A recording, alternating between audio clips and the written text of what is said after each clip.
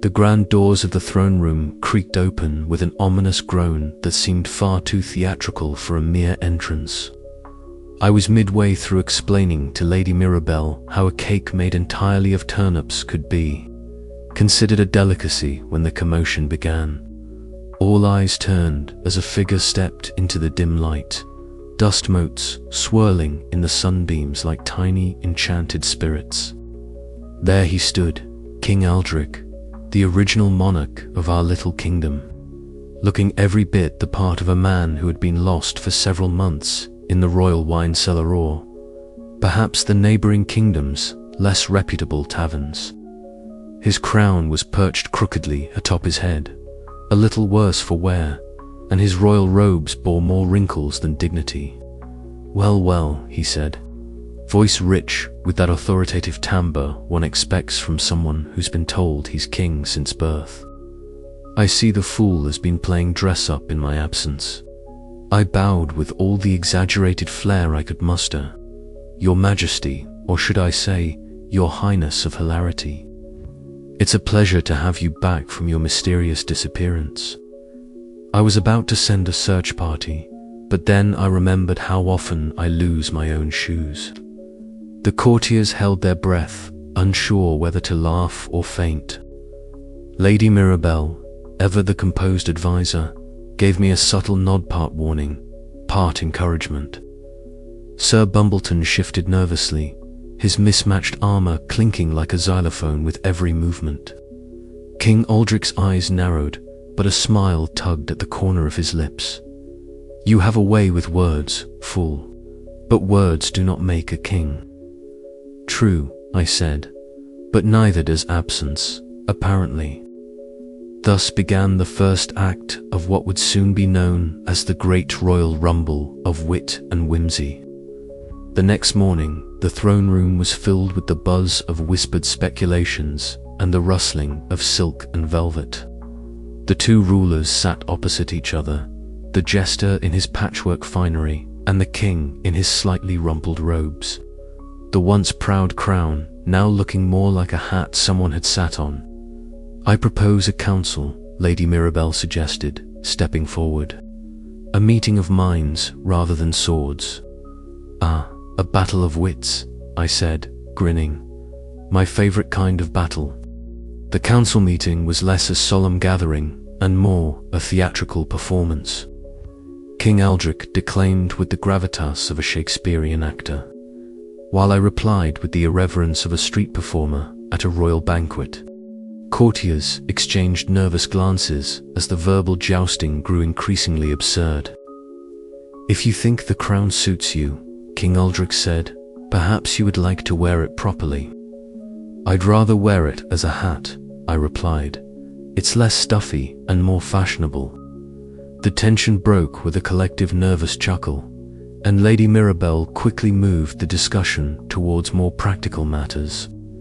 As days passed, the palace became a stage for their ongoing rivalry. At the royal feast, the tension exploded into outright farce. King Aldrich attempted to assert his authority by commanding the band to play martial tunes, only for me to interrupt with a lively jig that had the courtiers clapping along in defiance of royal protocol. The highlight of the feast was, without doubt, the pie-throwing incident. It began as a subtle exchange of pastry-based insults, but quickly escalated into a full-scale food fight. By the time the royal guards intervened, both men were covered in blueberry and custard, their dignity as splattered as the banquet hall. Yet, amidst the chaos, something unexpected happened. In a rare, quiet moment among the palace gardens, as the sunset bled orange and pink across the sky, King Aldrich and I found ourselves alone. "You are a strange man, Jester," he said, picking a petal from a nearby rose. "Not the fool I expected." "And you are not the tyrant I feared," I replied. "It seems we are both more than our titles." He smiled, a genuine expression that softened the wrinkles of battle lines and courtly stress. Perhaps there is room for both of us. A kingdom ruled by a king and a fool, I mused. Sounds like the beginning of a joke, but one with a happy ending, he said. The power struggle ended not with swords or decrees, but with laughter, mutual respect, and an agreement to share the burdens of leadership. The kingdom, ever a place of contradictions and enchanted lies, had found a new balance. And as the bells of the palace rang out a little off-key, naturally I could not help but think that maybe, just maybe, the truth was best served with a generous helping of folly. But of course, that is a story for another day. I have often wondered what a fool leaves behind when the bells have stopped jingling and the cap is hung up for the last time. Is it merely the echoes of laughter fading into the halls, or something more? As I sit here on the battlements, the dawn spilling gold over the rooftops like a careless painter's stroke, the kingdom stirs beneath me-market vendors shouting their wares, children chasing shadows, the distant toll of the bell calling the faithful to morning prayers. This is the tapestry of life I have been woven into, a thread of truth tangled among lies and illusions. Lady Mirabelle found me here as the sun stretched its fingers through the clouds, her steps quiet but sure. Still lost in thoughts, Your Majesty, she teased, though her eyes held the weight of years shared in counsel. Lost, found, or merely wandering, I replied, patting the rough stone beside me. A fool's legacy is an enigma wrapped in a riddle, tied with a ribbon of laughter. But what is it really? She settled down, her gaze following the bustle below. Legacy is not carved in stone or inked in royal decrees, she said softly. It lives in stories, in the truths that survive the distortions of time. You have changed this kingdom, not by conquest, but by shaking its foundations with honest folly. Her words stirred something within me, a mixture of pride and doubt. I thought of the army of idiots I commanded, their quirks and courage, the battles we fought not just with swords but with wit. I recalled the soothsayers' lies unraveled, the illusions shattered, and the laughter that became our shield and sword. Later, in the quiet of the council chamber, where the fire crackled and shadows danced, our conversation deepened. Power is a curious thing, I mused. It promises control, but often delivers chaos. And yet, Lady Mirabelle countered, it is how one wields that chaos which defines a ruler. You wielded it with jest and honesty, turning conventions on their head. Her voice was a balm to my restless mind. I realized that my reign was never about dominion, but about disruption of lies, pretenses, and stagnant traditions. Scribbler the scribe burst into the study where I had taken refuge, waving a freshly inked scroll. Your stories, my lord, chronicles that will sing your tale for generations. He read passages aloud, his voice weaving my follies and triumphs into legend. The rustle of parchment and his animated tone filled the room, bridging past and future. I listened, a smile tugging at the corners of my mouth. Perhaps this was the true Legucia story told and retold, colored with laughter and truth. Even Captain Noodle, ever the bemused warrior, joined our circle with a grin. Who would have thought that a band of fools could rewrite history? I nodded, knowing that the army of idiots was not just a joke, but a symbol of hope and resilience. Our victory was not in might, but in the courage to be genuine in a world steeped in deception. As twilight fell, I found myself in the town square, surrounded by villagers and old comrades. I told them stories, some true, some twisted for effect, but all laced with the heart of our journey. Laughter bubbled up, mingling with tears, as stars blinked awake above us. In that moment, I understood. A fool's legacy is not a monument of stone or a crown of gold. It is the laughter shared, the truths spoken, and the bonds forged in the crucible of absurdity and honesty. It lives in the stories that outlast us, carried in the hearts of those who dare to question, to laugh, and to tell the truth. And so, as the night deepens and the echoes of my voice fade into the cool air, I wonder not with sadness, but with hope what tales will be told when I am but a whisper in the wind. For in the end, perhaps that is all any of us can ask, to be remembered not for the power we held, but for the truth we dared to speak, and the laughter we left behind. But of that, my friends, more in time, for the story is never truly finished, and a fool's tale is best told with a wink, a nod, and the promise of another jest just around the corner. If there was ever a moment when the kingdom could throw off the heavy cloak of solemnity and drape itself in a glittering toga of absurdity, this was it.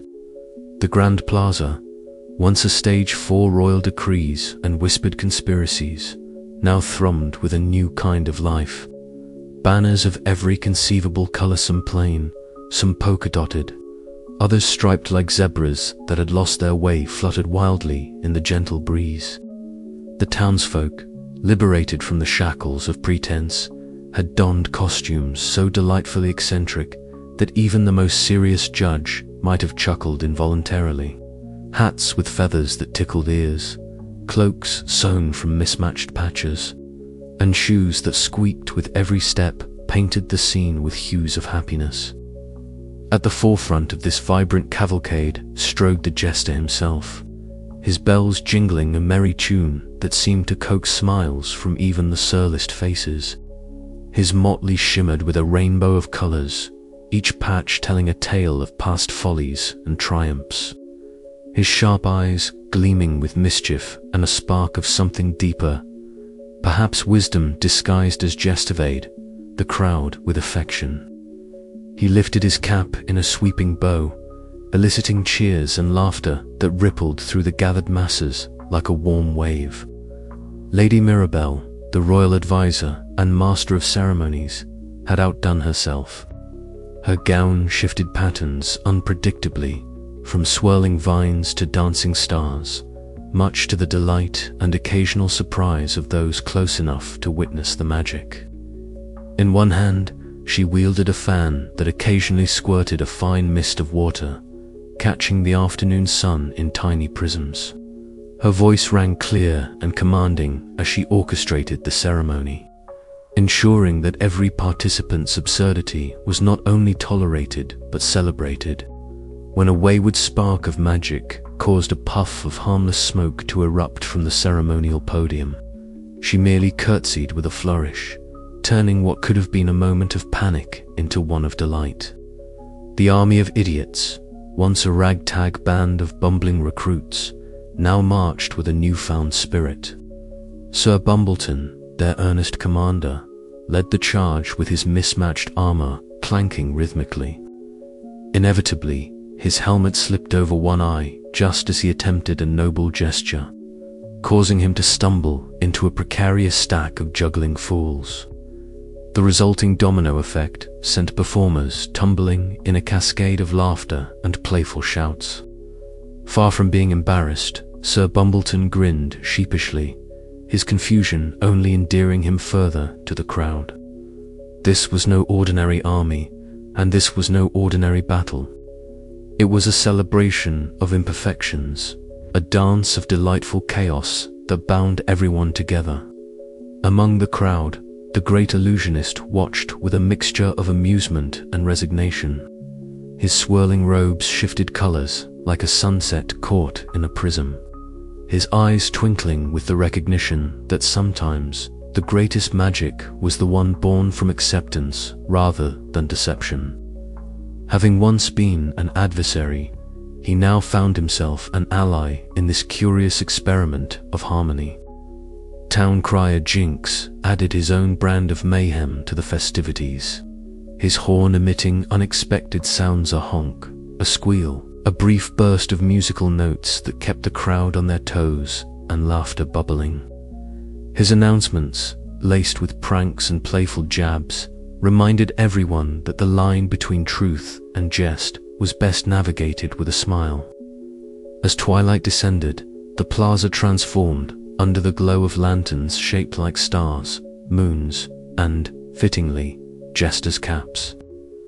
Fireworks painted the night sky with bursts of color and shapes that danced like the kingdom's newfound spirit. From a balcony overlooking this sea of celebration, the jester stood quietly, a soft smile playing on his lips. The cacophony of laughter, music, and cheer was a balm to the soul, a reminder that even in a world built on lies and truths, there was magic to be found in embracing one's quirks and contradictions. He thought back to the days when honesty was a dangerous weapon, when every word could spark a war of illusions. Now, honesty had found its place alongside folly, not as a sword, but as a shared joke. The kingdom was no longer a place of secrets and shadows, but a mosaic of laughter and light. A kingdom of fools, he mused aloud, where folly is our fortress and laughter our legacy. And as the night deepened, the people danced on their hearts lighter, their bonds stronger, ready to face whatever absurdities the future might hold. Together, the chamber was thick with the scent of beeswax candles and old parchment, the flickering flames casting dancing shadows across the faces gathered in uneasy silence. Mara, the soothsayer, draped in her purple robes that shimmered faintly even in the dim light, stood before them clutching an ancient scroll. Her eyes, clouded with the haze of years but sharp as a hawk's talon, scanned the gathered courtiers before she began in a voice that wavered between solemnity and sly amusement. "Behold," she intoned, "the last prophecy, long hidden in the folds of time, now revealed to our kingdom." The scroll unfurled with a soft crackle, the faded ink tracing cryptic symbols and words that danced tantalizingly between sense and nonsense. The jester, perched awkwardly on the throne that felt far too grand for him, leaned forward, his brow furrowed in concentration beneath the bells of his cap jingling softly with each movement. Sir Pumblechook, ever the nervous advisor, fidgeted beside the throne, his helmet slipping askew as he tugged at his mustache, eyes darting nervously between the soothsayer and his king. Mara cleared her throat and began to recite. "When the fool's laughter fades at twilight's embrace, the shadow of the silent crow shall cross the face. Illusions will waver, truths will collide, and only the jester's echo shall be the guide." The room held its breath. Was it a warning, a riddle, or perhaps a jest at the very idea of prophecy itself?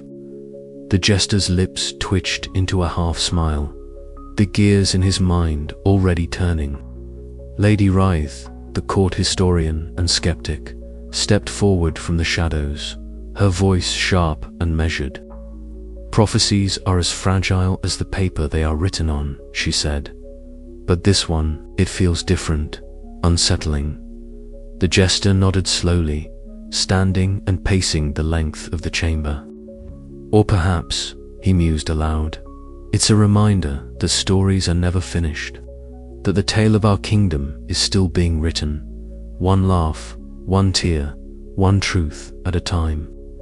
Later, in the quiet sanctuary of the castle's library, Lady Rythe and the jester huddled over tomes and scrolls, their whispered debates echoing softly off the stone walls. The historian argued for logic and evidence. The jester insisted on the magic of possibility. Between them, a fragile alliance formed, bridging the worlds of fact and folly. Outside, the kingdom stretched beneath a sky painted with the first hues of dusk. The jester stepped onto the balcony, the cool evening breeze tugging at his robes. Before the assembled crowd below, he raised his hands, bells chiming softly. "Friends, fools, and future legends," he called out, "this prophecy may be a puzzle or a punchline, but it belongs to us all. The story continues, and I, for one, intend to see how it ends. A murmur of laughter and applause rippled through the crowd, the sound carrying on the wind like a promise.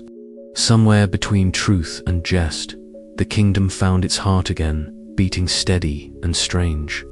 And so, as stars began to prick the velvet sky, the last prophecy hung in the air, ambiguous, ironic, and alive with the promise of adventures yet to come. For, in a kingdom where only the jester tells the truth, every ending is just another beginning. The bells in his cap jingled once more, a sound that was both a farewell and a call to arms.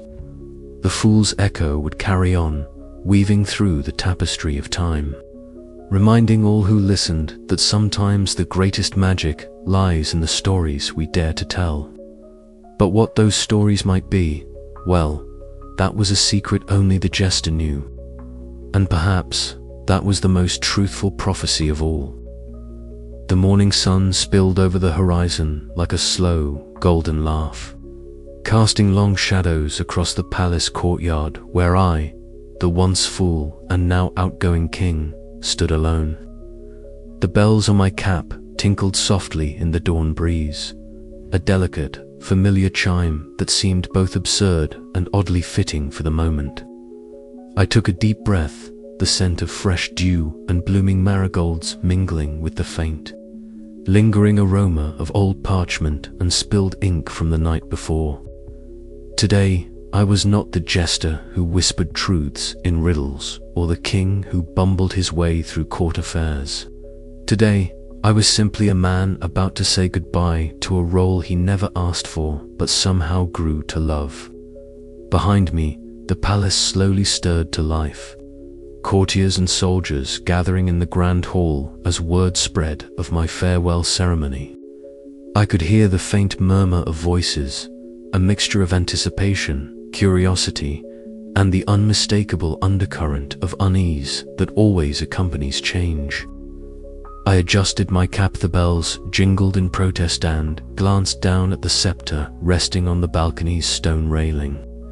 It gleamed with the weight of responsibility and absurdity alike, a symbol that had come to mean far more than just a piece of carved wood adorned with jewels. "Do you think I'm ready?"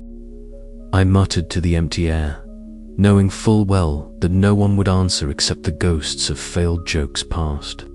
As the hall filled, the air thickened with the scent of polished wood, spilled wine, and the faintest trace of burnt toasts, Sir Bumbleton's doing, no doubt. The motley crowd was a riot of colours and expressions. Some faces beamed with genuine affection, others masked suspicion or relief. Queen Mirabelle stood near the throne, regal and poised, her purple robes flowing like a river of dusk. She caught my eye and offered a nod that was both an invitation and a challenge. Taking a deep breath, I stepped forward, the floorboards creaking beneath my boots, a reminder that even royalty must tread carefully. Clearing my throat, I began, "Ladies, gentlemen, and those of you who haven't quite decided," I said, voice carrying a practiced ease. "Today marks the moment when this humble fool hangs up his cap and passes the crown. It's been a wild ride, full of more twists than a serpent's knitting pattern and more truths than a tavern full of gossipers can handle." Laughter rippled through the crowd, easing the tension like a warm fire on a cold night. I pressed on, weaving satire with sincerity.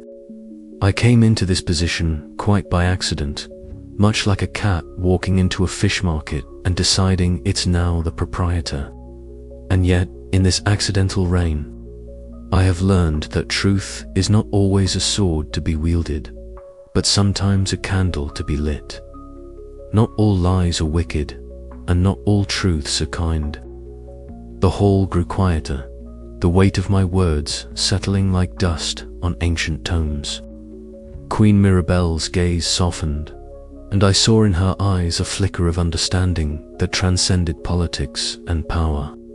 "So, As I stepped back into the shadows from which I came, I concluded, I leave you not just a kingdom, but a story of fools, laughter, and the strange magic that binds them. May it be told with joy and a pinch of salt. Applause erupted, sincere and heartfelt, mingling with a few tears and knowing smiles. As the crowd began to disperse, I approached Queen Mirabelle, extending the scepter with a flourish that was more theatrical than regal. Our hands met briefly, silent pact, forged in humor and hope. The kingdom is in good hands, I said softly. And the fool in better ones, she replied with a rare smile. Later, alone in my chambers, I found myself surrounded by relics of my journey-tattered costumes, faded letters, and the countless trinkets that had accompanied me from fool to king. Lighting a candle, I sat at the desk and took up my quill, scribbling a final note to whoever might someday find it. The words flowed like a whispered joke, tinged with the melancholy of farewell and the sweetness of memory. To those who come after, may you find laughter in your truth and truth in your laughter. And remember, sometimes the greatest magic lies in the courage to be a fool. I placed the quill down, the candlelight flickering as if in applause, and smiled. The story was ending, but the echo of the fool's laughter would linger on, forever part of the kingdom's soul. And as the bells on my cap jingled softly one last time, I knew that while crowns may be passed and roles may change, the spirit of the fool, the truth-teller, the laughter-maker would never truly leave. With a final bow to the empty room, I stepped out into the dawn, ready to face whatever came next. No longer king, but always the jester at heart. But of course, that's a tale for another time. If you had told me, when last I was merely the royal jester, that I would someday be the most honest man in a kingdom drowning in lies, I would have laughed loudly, and with all the bells on my cap jangling in agreement. But here we are, in a place where truth is as rare as a sober nobleman, and about as welcome. The court of King Reginald the Grandiose is a spectacle worthy of any farce, and I assure you, no one plays the fool quite like I do except, it seems, for the entire court itself. Each nobleman's word is a twisted ribbon of half-truths and outright fabrications, carefully woven to mask ambition, greed, or just plain boredom. The king himself, bless his pompous soul, lies with such flair you'd think he were auditioning for a play rather than ruling a kingdom. Yet, amidst this cacophony of deceit, I alone speak the truth. Not out of nobility or courage, mind you, but because it's simply too exhausting to remember lies. And so, armed with nothing but candor and a motley stitched from the remnants of court jesters past, I stand as the kingdom's singular beacon of honesty. Our story begins on a morning as bright and promising as a prank gone wrong. The great hall was filled to bursting with courtiers dressed in their finest hypocrisy. The scent of overcooked pheasant mingled with the faint aroma of desperation. King Reginald sat upon his throne, which looked far too heavy for him and just as unstable. Jasper, the king boomed, "Tell us a joke worthy of my greatness." I bowed deeply, the bells on my cap tinkling like the warning chimes of a sinking ship. "Your Majesty," I said, "the only joke here is that you believe your own proclamations." A gasp rippled through the hall. The Queen's smile froze, a nobleman choked on his wine, and the royal dog gave me a look that suggested it was reconsidering our friendship. "How dare you?" the king thundered. "You insult your sovereign." "I merely state the truth," I replied, grinning, "which, in this kingdom, is a far more dangerous offense." This exchange, rather predictably, set the tone for the day. For in a land where everyone wears masks of lies, the fool's honesty is a dagger to the heart of comfort. Amidst this turmoil, Madame Vex, took the stage. Draped in shadows and mystery, she unfurled an ominous prophecy that sent a shiver through the marble columns. "Beware," she intoned, her voice dripping like honey laced with venom, "for the war of illusions draws nigh. When the truth is the rarest coin, the kingdom shall tremble beneath the weight of its own deceptions." The court murmured nervously, though no one dared question her words aloud. Prophecies, after all, are like bad weather forecasts, mostly ignored until it rains frogs. Later, as the hall emptied and the day wore thin, I found myself wandering the castle's labyrinthine corridors, a place where secrets are whispered behind tapestries and shadows play tricks on even the most sober mind.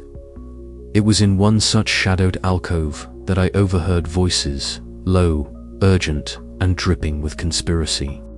Figures cloaked in deception plotted moves that would ripple through the kingdom like a badly thrown pie. "The king's absence will be our chance," hissed one, and the fool asked another. "He will be useful," came the reply. "Useful, that's a word I'm not accustomed to hearing outside of foolish and unwelcome." As I retreated, my mind raced.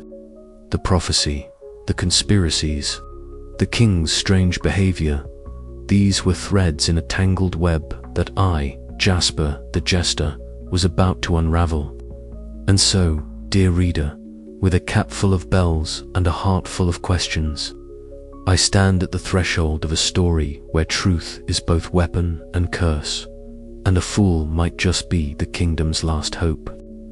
But beware, in a land where lies are enchantments and honesty a curse, the line between wisdom and folly blurs like the face of a drunken minstrel at dawn. And trust me, you'll want to hold on tight, for this tale is only just beginning.